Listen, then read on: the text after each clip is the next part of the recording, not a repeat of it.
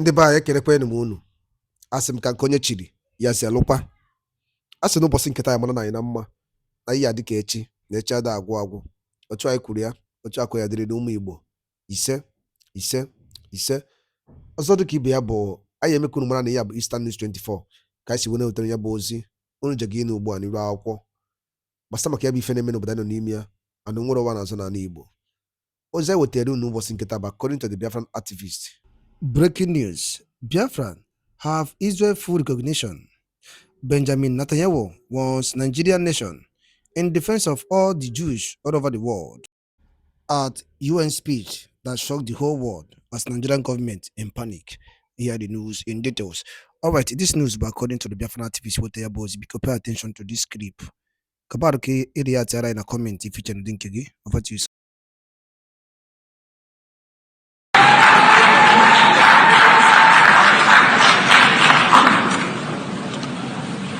Mr. President,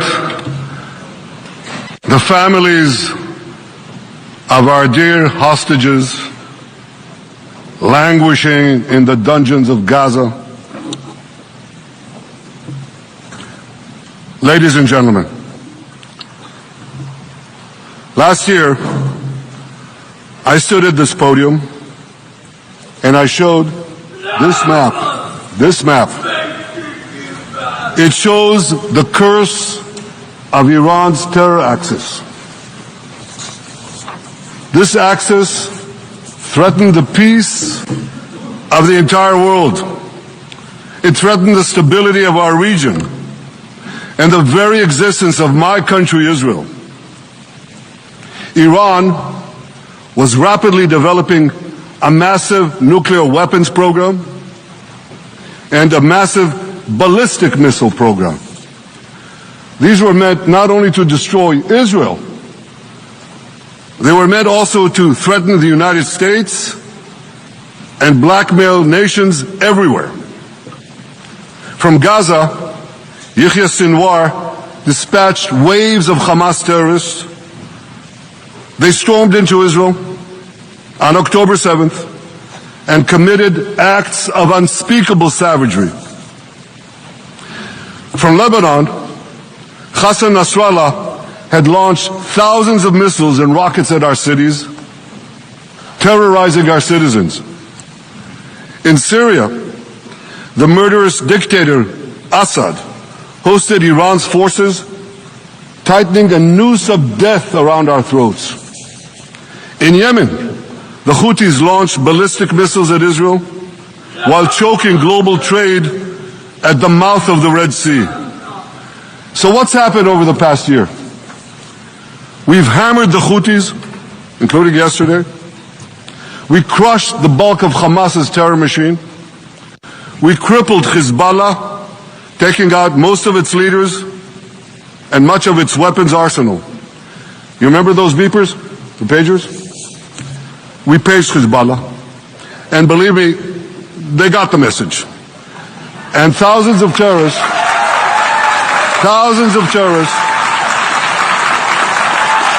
dropped to the ground. We destroyed Assad's armaments in Syria. We deterred Iran's Shiite militias in Iraq. And most importantly, and above anything else that I could say to you or that we did in this past year, in this past decade, we devastated Iran's atomic weapons and ballistic missiles programs.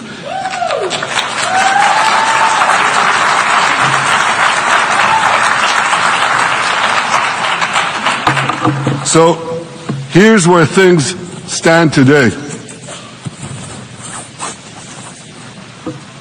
Half the Houthi leadership in Yemen, gone. Yahya Sinwar in Gaza, gone. Hassan Nasrallah in Lebanon, gone. The Assad regime in Syria, gone. Those militias in Iraq, well, they're still deterred. And their leaders, if they attack Israel, will also be gone. And for Iran's top military commanders and its top atomic bomb scientists, well, they're gone too.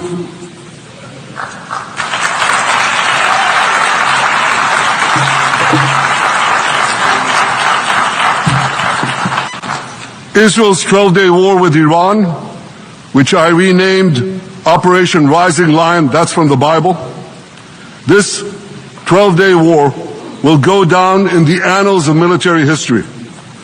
Our daring pilots neutralized Iran's missile defenses and took control of the skies over Tehran.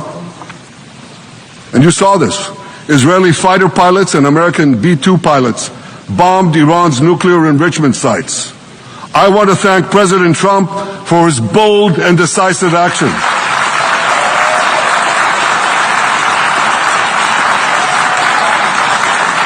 President Trump and I promised to prevent Iran from developing nuclear weapons, and we delivered on that promise.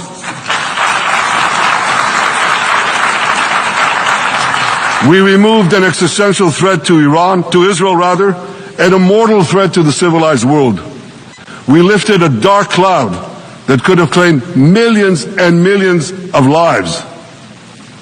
But, ladies and gentlemen, we must remain vigilant. We must remain absolutely clear-minded and vigilant. We must not allow Iran to rebuild its military nuclear capacities. Iran's stockpiles of enriched uranium, these stockpiles must be eliminated. And tomorrow, UN Security Council sanctions on Iran must be snapped back.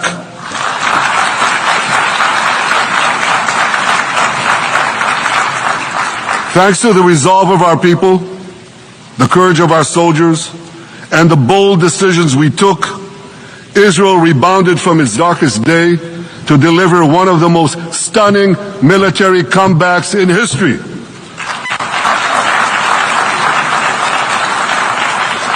But we're not done yet. The final elements, the final remnants of Hamas are holed up in Gaza City. They vow to repeat the atrocities of October 7th again and again and again, no matter how diminished their forces. That is why Israel must finish the job. That is why we want to do so as fast as possible.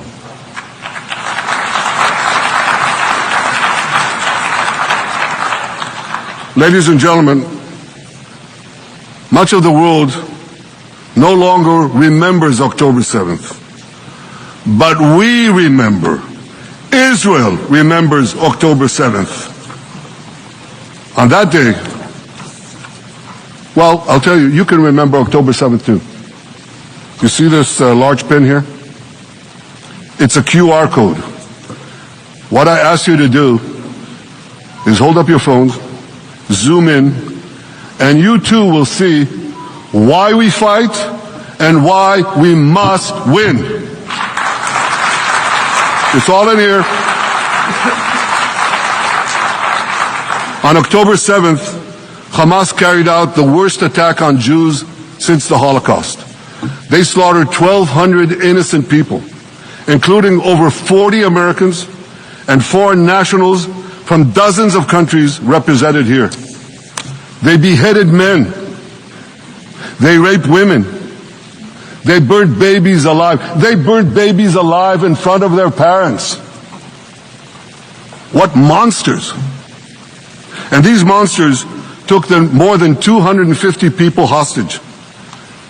And those included Holocaust survivors, grandmothers and their grandchildren. Who takes hostage grandmothers and grandchildren? Hamas does. So far, we've brought home 207 of these hostages, but 48 still remain in the dungeons of Gaza. 20 of them are alive, starved, tortured, deprived of any daylight, deprived of humanity. These are the names of the 20 living hostages. Matan Angrist, Gali and Zerv Berman, brothers, Elkanah Buchbot, Rom Braslavsky, Nimrod Cohen, Ariel and David Cunyo, another pair of brothers, Guy Gilboa Dalal, Evyatar David. You saw the picture of Evyatar David, emaciated, forced to dig his own grave. Maxim Herkin, Eitan Horn, Segev Kalfon, Bar Kuperstein, Omri Meran, Eitan Mor, Yosef Chaim Ochana, Alon Ohel, Avinatam Or, and Matan Sen-Gawker. Now, ladies and gentlemen, I want to do something I've never done before. I want to speak from this forum directly to those hostages through loudspeakers. I've surrounded Gaza with massive loudspeakers connected to this microphone in the hope that our dear hostages will hear my message. And I'll say it first in Hebrew and then in English. אחינו הגיבורים, מדבר ראש הממשלה בנימין נתניהו. אני פונה עליכם מעל בימת האו"ם. לא שכחנו אתכם, אפילו לא לשנייה. העם כולו איתכם, ואנחנו לא נשקוט ולא נרפה עד שנחזיר את כולכם הביתה, החיים והחללים כאחד.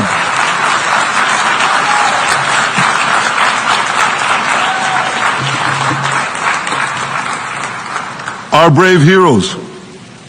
This is Prime Minister Netanyahu speaking to you live from the United Nations. We have not forgotten you, not even for a second. The people of Israel are with you. We will not falter and we will not rest until we bring all of you home.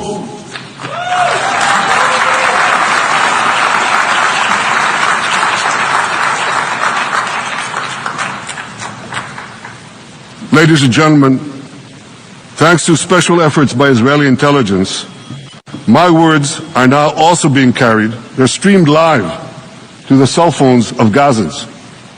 So to the remaining Hamas leaders and to the jailers of our hostages, I now say, lay down your arms. Let my people go. Free the hostages, all of them, the whole 48. Free the hostages now.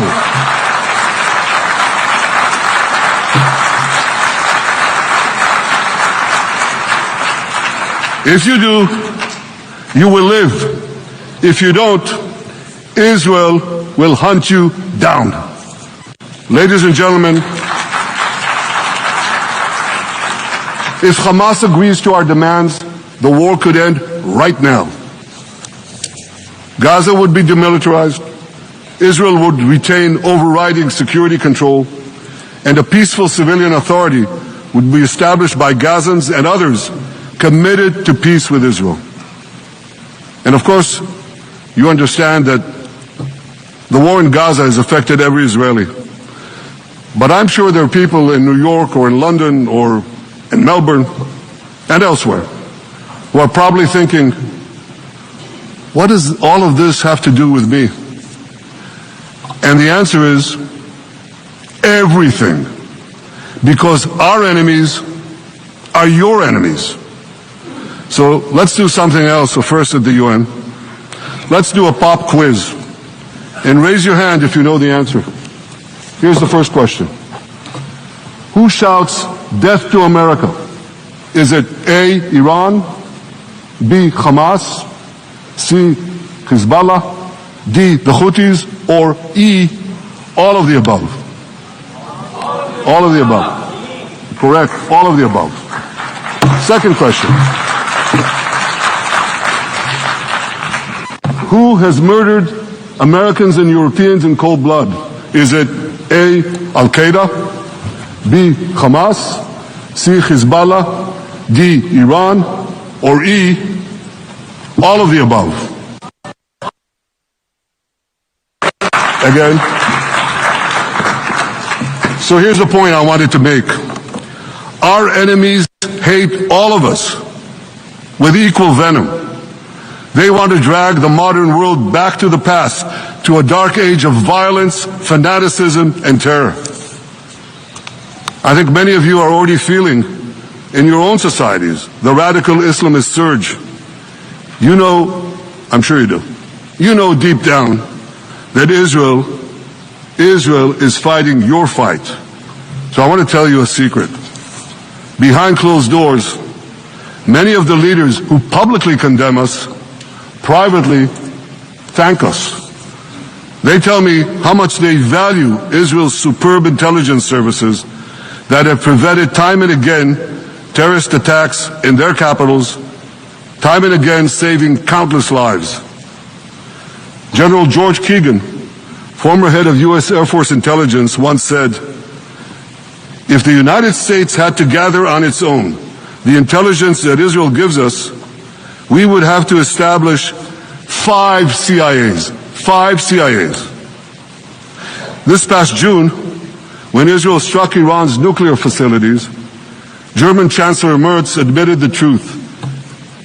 He said, Israel is doing the dirty work for all of us. President Trump understands better than any other leader that Israel and America face a common threat. He showed the world that when Iran and its proxies murder Americans, take Americans hostage, shout death to America, burn American flags, and try to assassinate the President of the United States, not once, but twice. He showed them there is a price to pay for all that.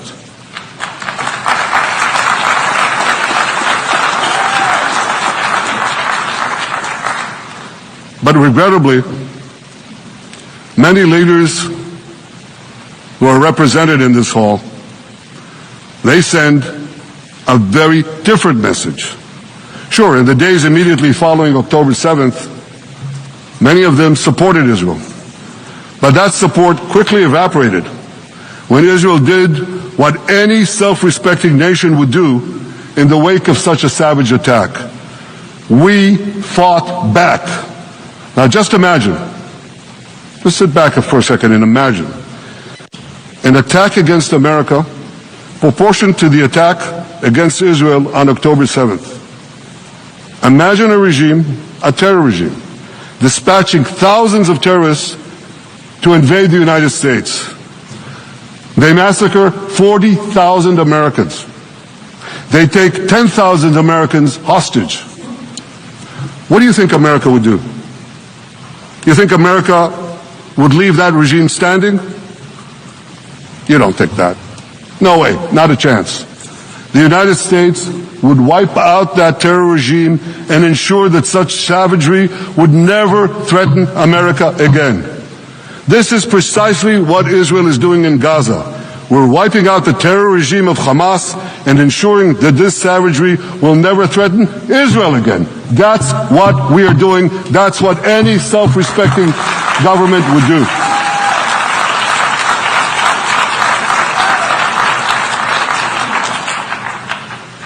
Yet, and it's a yet that I'm sorry to say here. Yet over time, many world leaders buckled.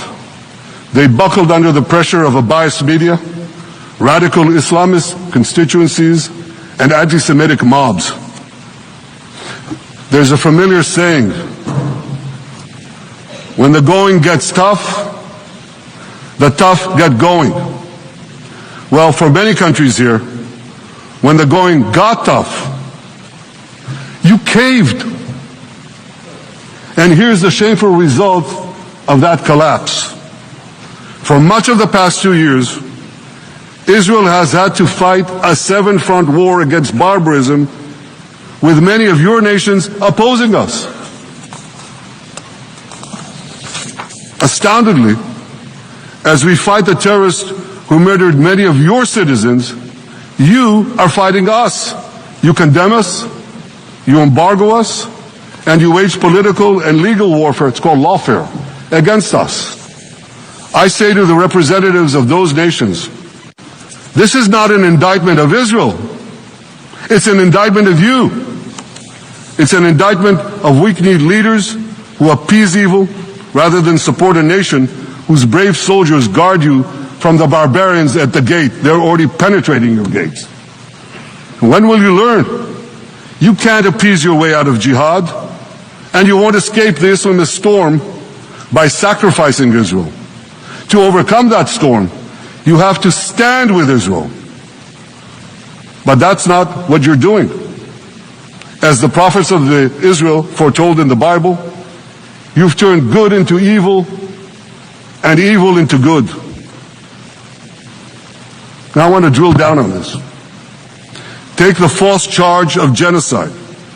Israel is accused of deliberately targeting civilians. Ladies and gentlemen, the opposite is true. The head of urban warfare studies, Colonel John Spencer, he's perhaps the world's greatest expert on urban warfare. And he says, Israel is applying more measures to minimize civilian casualties than any military in history.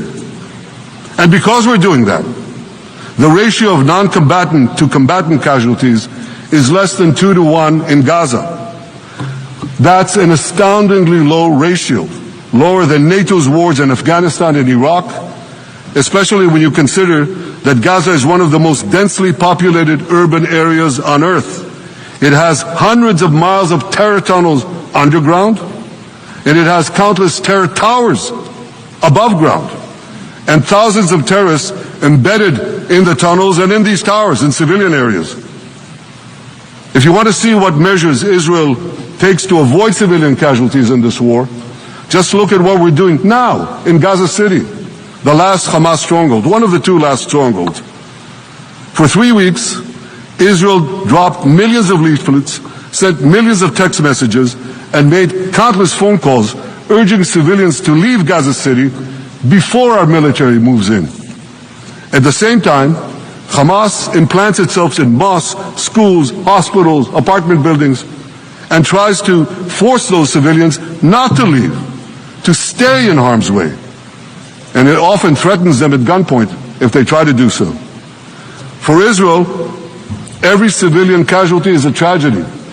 For Hamas, it's a strategy. Hamas uses civilians as human shields and as props in its sick propaganda war in Israel, against Israel, a propaganda war that the Western media buys hook, line, and sinker. Now, despite Hamas's threats, close to 700,000 Gazans, almost 750,000, have already heeded our calls and moved to safe zones. Now I want to ask you a simple question, a simple, logical question. Would a country committing genocide plead with the civilian population it is supposedly targeting to get out of harm's way? Would we tell them, get out, if we want to commit genocide? We're trying to get them out. And Hamas is trying to keep them in. And this charge is so baseless. The comparison to genocide, wholesale slaughter of populations. What, did the Nazis ask the Jews to leave, kindly leave, go out? Did others, you want me to name all the genocidal leaders of history? Just go one by one. Did anyone do this? Did they say, get out so we can come in? Of course not. So the truth has been turned on its head. Hamas, a genocidal terrorist organization whose charter calls for the murder of all Jews on the planet. This genocidal organization is given a pass. It's barely mentioned. While Israel, which does everything it can to get civilians out of harm's way, Israel is put in the dock. What a joke. You want to hear another one? Israel is accused of deliberately starving the people of Gaza when Israel is deliberately feeding the people of Gaza. Since the beginning of the war, Israel has let into Gaza more than 2 million tons of food and aid. That's 1 ton of aid for every man, woman, and child in Gaza. Nearly 3,000 calories per person per day. Some starvation policy. If there are Gazans who don't have enough food, it's because Hamas is stealing it. Hamas steals it, hoards it, and sells it at exorbitant prices to fight its war machine. Last month, even the UN, not exactly a supporter of Israel, You're supposed to laugh, by the way. Last month, even the UN admitted that Hamas and other armed groups looted 85% of the trucks. That's why you have deprivation. Those who peddled the blood libels of genocide and starvation against Israel are no better than those who peddled blood libels against the Jews in the Middle Ages when they falsely accused us of poisoning wells, spreading plague, and using the blood of children to bake Passover matzahs. Anti-Semitism dies hard. In fact, it doesn't die at all. It just keeps coming back with its libelous lies, refurbished, regurgitated over and over again. And I want to tell you something else. These anti-Semitic lies, they have consequences. In recent months, Jews have been assaulted in Canada, Austria, or rather Australia, Britain, France, the Netherlands, and elsewhere. Here in America, an elderly Holocaust survivor was burned to death in Colorado. And a beautiful young couple from the Israeli embassy in Washington was brutally gunned down right in front of the Holocaust Museum there. Thankfully, President Trump's administration is forcefully fighting the scourge of anti-Semitism, and every government here should follow its lead. But instead, many do the opposite. They actually reward the worst anti-Semites on earth. This week, the leaders of France, Britain, Australia, Canada, and other countries unconditionally recognized a Palestinian state. They did so after the horrors committed by Hamas on October 7th. Horrors praised on that day by nearly 90% of the Palestinian population. And let me say that again. Nearly 90% of Palestinians supported the attack on October 7th. It's not supported only, they celebrated it. They danced on the rooftops. They threw candies. That's both in Gaza and in Judea, Samaria, the West Bank as you call it. And it's just the way they celebrated another horror, 9/11. They danced on the rooftops. They cheered. They threw candy. You know what message the leaders who recognize the Palestinian state this week sent to the Palestinians? It's a very clear message.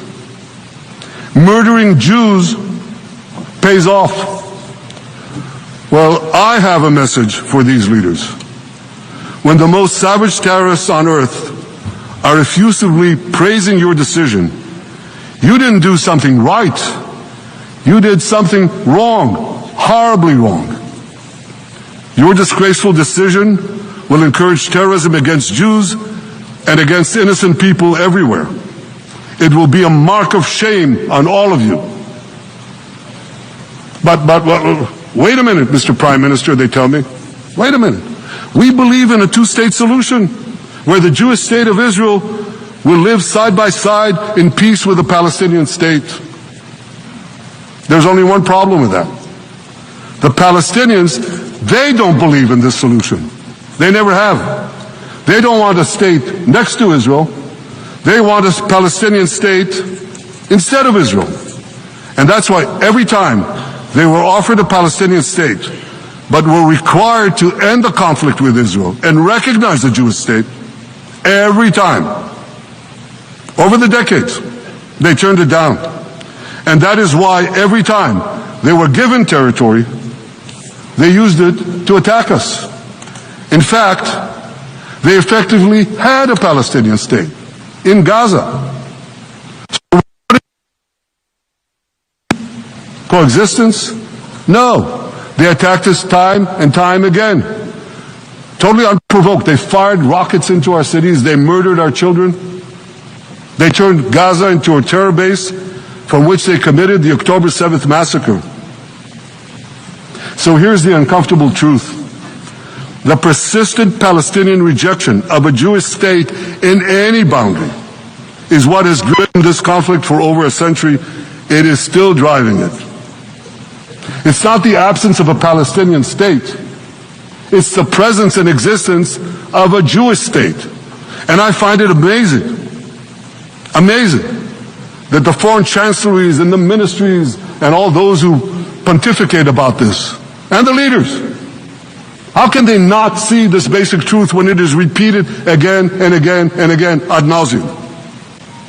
And I want to say something else. This rejection of a Jewish state not only applies to Hamas, it also applies to the so-called moderate Palestinian Authority. You should know that the Palestinian authorities pays terrorists to slay Jews. The more Jews the terrorists slay, the more the Palestinian Authority pays. The Palestinian Authority names its government buildings, its public squares, its schools after the mass murderers of Jews, which they glorify as martyrs. They pay and glorify not just the killer of Jews, but also killers of Christians. Christians like Taylor Force, an American veteran who was brutally murdered in Israel by Palestinian terrorists. But, that I hear from the Western leaders. They tell me, the PA promised us it will reform. And I know this time, Prime Minister, it will be different. Yeah, right. We've heard these promises for decades. They always promise. They never deliver. Because you see, the Palestinian Authority is corrupt to the core. They haven't held elections in 20 years. They use the same textbooks as Hamas, exactly the same textbooks. They teach their children to hate Jews and destroy the Jewish state. And Christians don't fare much better. When Bethlehem, the birthplace of Jesus, was under Israeli control, 80% of its residents were Christians. But since the PA took control, that number has dwindled to under 20%. These are the people you want to give a state to? What you're doing is giving the ultimate reward to intolerant fanatics who perpetrated and supported the October.